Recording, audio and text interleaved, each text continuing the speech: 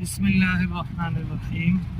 اس وقت کراچی میں شدید قسم کی بارش شروع ہے، تو ہمیں چاہیے کہ ہم بارش کی جو مسنون دعا ہے اس کا اہتمام بھی فرمائیں، دعاؤں کا اہتمام بھی فرمائیں۔ ظاہر سی بات ہے ہر گھر کے کچھ فرد باہر ہوں گے تو ان کی خیر و عافیت سے واپسی کے لیے مسنون دعاؤں کا اہتمام اپنی زندگی میں بہت زیادہ ضروری ہے۔ جب بھی بارش ہو، زیادہ ہو، تو آپ اس دعا کا اہتمام فرمائیں، اللہم صیبا نافعا۔